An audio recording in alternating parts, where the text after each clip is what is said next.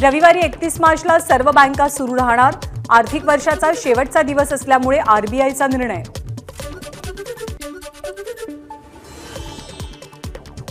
लोकसभा निवडणुकीसाठी राष्ट्रीय स्वयंसेवक संघाची मोर्चे बांधणी। छोट्या बैठकांच्या माध्यमातून स्वयंसेवकांना सक्रियपणे काम करण्याचे निर्देश। निवडणुकीच्या काळात संघ परिवार आणि संलग्न संस्थांच्या शेकडो बैठका होणार। खासदार संजय राऊत यांच्याकडून पंतप्रधान मोदी आणि अमित शहा यांची ईदी अमीनशी तुलना। ईदी अमीन हा नरभक्षक होता, मोदी शहा संविधान भक्षक आहेत, राऊतांची टीका। वंचित महाविकास आघाडीचा महत्त्वाचा घटक, प्रकाश आंबेडकरांनी दिलेल्या 4 जागांचा प्रस्ताव कायम, संजय राऊत यांचं विधान। कंगनाचं ऑफिस आम्ही नाही तर तिथे अनधिकृत बांधकाम झालेलं असल्यामुळे मनपानं तोडलं। पंतप्रधान मोदी आणि अमित शहा यांनी अनधिकृत गोष्टी तोडून टाकण्यास सांगितलेलं होतं, आम्ही त्याचं पालन केलं। संजय राऊतांची कंगनाबाबत प्रतिक्रिया। वेळ आली तर विरोधी पक्षाचे नेते असलेल्या एकनाथ खडसे आणि त्यांच्या कार्यकर्त्यांकडे हक्कानं मतं मागणार। भाजपच्या रावेर लोकसभा मतदारसंघाच्या उमेदवार रक्षा खडसेंचं वक्तव्य। भाजपच्या जळगावच्या उमेदवारावरती रक्षा खडसे आणि काही कार्यकर्त्यांमध्ये गिरीश महाजनांसमोरच वाद। वादाचा व्हिडिओ सोशल मीडियात व्हायरल। कार्यकर्त्यांशी झालेला वाद किरकोळ, रक्षा खडसेंची माहिती। राष्ट्रीय समाज पक्ष परभणीची लोकसभेची जागा लढवणार, महादेव जानकरांची माहिती। महादेव जानकर स्वतःच परभणी लोकसभेच्या रिंगणात उमेदवार म्हणून उतरण्याची शक्यता। विजय झाला तर माजायचं नाही आणि पराभव झाला तर लाजायचं नाही। आपल्याला निवडून द्यायचं की नाही हे जनतेने ठरवायचंय, सुधीर मुनगंटीवारांची प्रतिक्रिया।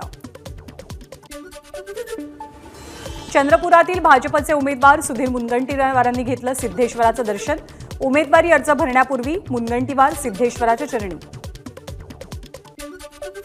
भाजपचे चंद्रपूरचे उमेदवार सुधीर मुनगंटीवार अर्ज दाखल करणार। देवेंद्र फडणवीस आणि चंद्रशेखर बावनकुळे हजर असतील। खासदार रणजित सिंग नाईक निंबाळकरांनी घेतली देवेंद्र फडणवीसांची भेट। रणजित निंबाळकर हे माढा लोकसभेचे भाजपचे उमेदवार। प्रचाराचा शुभारंभ कधी करायचा याबद्दल चर्चा झाल्याची माहिती। नवनीत राणा यांचा जात प्रमाणपत्रावरचा निकाल 1 एप्रिलला अपेक्षित। निकालानंतर 2 एप्रिलला महायुतीकडून नवनीत राणांची उमेदवारी घोषित होऊ शकते। निकाल जर राणांच्या विरोधात लागला तर भाजपकडून उद्योजिका कल्पना सरोज यांच्याही नावाचा विचार सुरू। शरद पवारांकडून उद्या पक्षनेत्यांच्या बैठकीचं आयोजन। सकाळी 11 वाजता बेलाड इस्टेट इथे बैठक होणार आहे। या बैठकीत लोकसभा उमेदवारांच्या नावांवरती अंतिम चर्चा होईल। लोकसभा निवडणुकांच्या अनुषंगानं आज अजित पवारांची राज्यातल्या आमदार आणि मंत्र्यांसोबत बैठक। या बैठकीमध्ये लोकसभेचं जागावाटप आणि प्रचाराची रणनीती याबद्दल चर्चा अपेक्षित आहे। आगामी लोकसभा निवडणुकीच्या दृष्टीनं मुंबई भाजपच्या मॅरेथॉन बैठका। आज भाजपचे मुंबई अध्यक्ष आशिष शेलार यांची सर्व पदाधिकाऱ्यांसोबत बैठक। शिवाजीराव आढळराव पाटील आज शिवसेनेमधून राष्ट्रवादी काँग्रेसमध्ये पक्षप्रवेश करणार। संध्याकाळी 4 वाजता मनसर इथे अजित पवार, दिलीप वळसे पाटील आणि दिलीप मोहिते यांच्या उपस्थितीत प्रवेश पार पडेल। महाविकास आघाडी आणि प्रकाश आंबेडकरांमध्ये आज नव्यानं चर्चेची शक्यता। त्यामुळे आंबेडकर आपली भूमिका आजच्याऐवजी उद्या जाहीर करतील असा अंदाज। भाजपचे अधिकृत उमेदवार ठरल्यामुळे उदयनराजेंचा उद्या भव्य सत्कार असल्याचे पोस्टर्स। उद्या दुपारी 3 वाजता होणार उदयनराजेंचं भव्य स्वागत। मनसेचे नेते बाळा नांदगावकरांनी बोलावली मुंबईच्या सर्व शाखाध्यक्षांची बैठक। उद्या सकाळी 11 वाजता बैठकीचं आयोजन। नागपूर लोकसभा निवडणुकीच्या पहिल्या टप्प्यातल्या उमेदवारांना अर्ज भरण्यासाठी उरले शेवटचे 2 दिवस। नागपूरमधनं विकास ठाकरे आणि गडचिरोली चिमूरमधनं अशोक नेते आज अर्ज दाखल करणार। विकास ठाकरे नितीन गडकरींचा 2.5 लाख मतांनी पराभव करतील, नाना पटोले यांना विश्वास। ठाकरे गटाची पहिली यादी आजच जाहीर होणार। 15 ते 16 उमेदवारांचा यादीमध्ये समावेश असण्याची शक्यता। दादरा नगर हवेली दमण दीवच्या शिवसेनेच्या राज्यप्रमुख पदावरनं अभिनव डेलकर यांची शिवसेना ठाकरे गटाकडून हकालपट्टी। श्वेतल भट यांची नियुक्ती। बच्चू कडू आज मुख्यमंत्र्यांना भेटणार। अमरावतीमध्ये नवनीत राणांच्या विरोधात उमेदवार देण्याची कडूंची घोषणा। घोषणेनंतर मुख्यमंत्र्यांचं भेटीसाठी निमंत्रण। नाशिकच्या दिंडोरी लोकसभा मतदारसंघामध्ये भिल्ल समाजाला प्रतिनिधित्व द्यावं, भिल्ल समाज बांधवांची मागणी.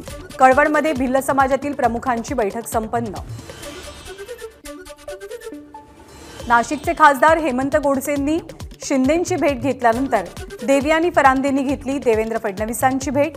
नाशिकची जागा आपल्यालाच मिळावी अशी केली मागणी. अहमदनगर जिल्ह्यातील साळकाई जलसिंचन योजनेच्या सर्वेक्षणावरनं भाजपा आणि राष्ट्रवादी शरद पवार गटामध्ये सोशल मीडियावर राष्ट्रवादी शरदचंद्र पवार गटाच्या एक्स हँडलवर काही पोस्टर व्हायरल. विशेष बाब म्हणून होळीसाठी सुरू करण्यात आलेल्या नागपूर मडगाव जंक्शन नागपूर या द्विसाप्ताहिक विशेष गाड्यांची सेवा 9 जूनपर्यंत सुरू राहणार. कोकण रेल्वेचा निर्णय. यापूर्वी सेवा 31 मार्चपर्यंत निर्धारित होती. राज्यभरात उन्हाच्या झळा. अकोल्यामध्ये सर्वाधिक 41 अंश सेल्सिअस तापमानाची नोंद. तर अमरावती, वर्धा, मालेगाव आणि सोलापूरमधला पारा 40शी पार. येत्या 2 दिवसात कोकण आणखी तापणार. 26 ते 27 मार्च दरम्यान कोकणातील काही भागात उष्ण आणि दमट परिस्थिती असेल, तर एप्रिल महिन्यात मुंबईतली आर्द्रता वाढेल.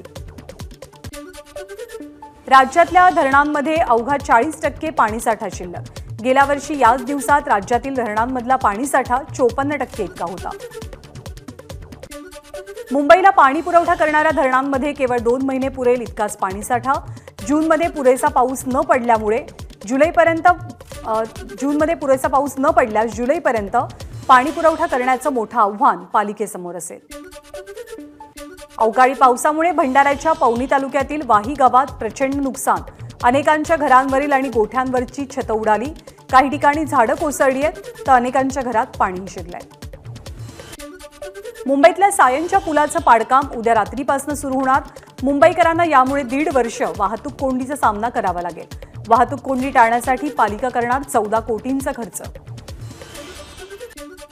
ठाण्याहून घोडबंदरच्या दिशेनं वाहतूक करणाऱ्या वाहनांना रात्री 12 ते पहाटे 4 वाजेपर्यंत वाघबीळ उड्डाणपुलाजवळ प्रवेशबंदी. मेट्रो मार्गिकेच्या कामामुळे निर्णय. 26, 27 मार्च आणि 31 आणि 1 एप्रिल या कालावधीमध्ये वाहतुकीचे बदल लागू असतील. कोकण द्रुतगती महामार्ग. सागरी मार्गालगत 13 विकास केंद्र. 105 गावांसाठी MSRDCची विशेष नियोजन प्राधिकरण म्हणून नियुक्ती. पालघर, रायगड, रत्नागिरी आणि सिंधुदुर्गसाठी विकास आराखडा तयार करण्याचं काम लवकरच सुरू होणार. 31 मार्च 2025 मध्ये नवी मुंबई विमानतळावरनं विमानाचं पहिलं टेक ऑफ होणार. सिडकोचा मोठा दावा. 63% काम पूर्ण झाल्याची घोषणा. होळी पौर्णिमेला राजापूरमध्ये गंगामाईचं आगमन. काशीकुंडासह गंगास्थळावरील 14ही कुंडांमध्ये पाणी. भाविकांना गंगा स्नानाचा आनंद घेता येईल. धाराशिव शहरामधल्या 2 गटातला तणाव निवळला. परिस्थिती पूर्वपदावर. 125 पेक्षा जास्त जणांवरती गुन्हा दाखल. 3घांना अटक. सांगलीच्या कवठे महांकाळ तालुक्यातील मुंबई गुन्हे शाखेच्या कारवाईत 246 कोटींचा MD ड्रग जप्त. तर 122.5 किलो कच्चा मालही जप्त. ठाणे इथल्या साकेत परिसरातील एका खासगी गोडाऊनला रात्री 12च्या दरम्यान आग. ब्रिज दुरुस्तीसाठी काम करणाऱ्या खासगी कंपनीच्या पत्र्याच्या गोडाऊनला आग लागली. रात्री 1च्या आसपास अग्निशमन दलाकडनं आगीवरती नियंत्रण.